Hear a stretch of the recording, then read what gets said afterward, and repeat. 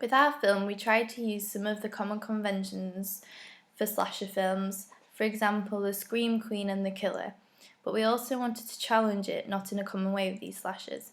We wanted to make the slasher characteristics strong but change them, such as having a weapon and it not being a knife, and the opening containing just the Scream Queen, however, a brunette Scream Queen. A good example that I looked at for influence was The Babysitter, as I wanted to recreate the opening of this in a similar way. This also did start with a killing. This is also a modern film which I wanted to recreate as I wanted my production to be modern. Another part I looked at was Cry Wolf, as I wanted to look at the idea of cross-cutting two ideas together, the narrative and what happens after. This led me to look at Eden Lake, where I could see how stories could work to be cross-cut in the idea of a typical slasher opening and having the contrast between the two. So this helped me to keep a lot of the basic conventions in a similar way, however cross-cutting the equilibrium and challenging the theory. As for the killer in our film, I've chosen to stick to the common conventions with our killer being old and male and hidden identity.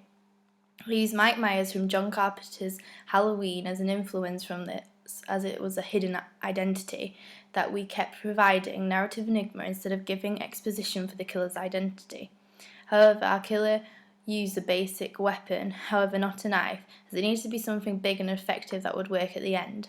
I chose to use a mallet at the end as this would look effective being hit against the face and was the biggest tool I could find. As the guy has a toolbox and he's a handyman, it's also very appropriate for what he might do as a job. With our Scream Queen, we looked at the common conventions with her, not academic, sexually active, however, she is not the stereotypical Scream Queen. She has brunette hair. However, we still had the same appearance that we would expect for the Scream Queen. We can see that she's sexually active, the narrative as she's wearing tight clothes and low tops. Also in the torch part, she was wearing minimal clothing, suggesting she is the Scream Queen. However, due to her nice figure and her legs, we can tell that she's very attractive, appealing to the male audience.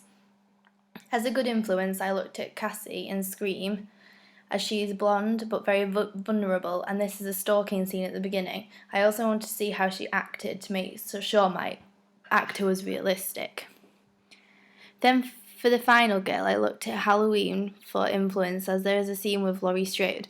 The final girl was walking with her friends while she's carrying a book and they're talking about their boyfriend, whereas Laurie didn't have a boyfriend and was more interested in studying. I've taken this on board and made sure I haven't used any of this for the opening Scream Queen, as I didn't want to get these conventions mixed up. I have in mind for the rest of the film that I would do something like this and the final girl would be something like her. With our titles, we chose to show actors' names as they're usually revealed at the start, but because our actors haven't been in any films before, we used introducing and starring, because this is commonly used when an actor is revealed for the first time, and to show that we understand the common conventions of a film like this, as it's also very indie.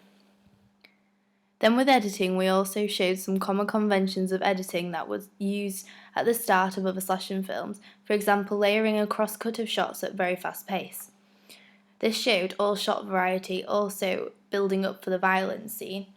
In the violence scene, we used common conventions of fast-paced editing where we chopped up long clips to make much shorter at different angles, so it gives us a more realistic feel of the violence and builds up what's going to happen. However, in our violence scene, I did show some slow clips and reversed the final impact.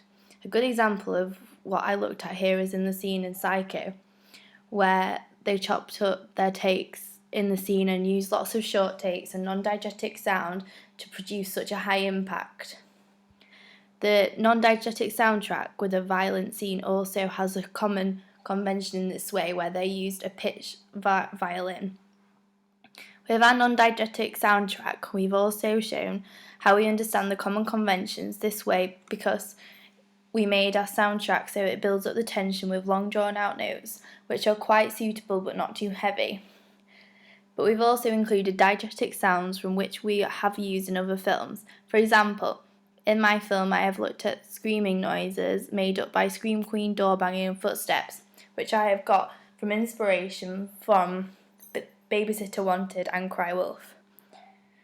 On scene of our film, I've also demonstrated commonly used conventions, for example with the fake blood that we used on the girl's face to make her bruises and cuts.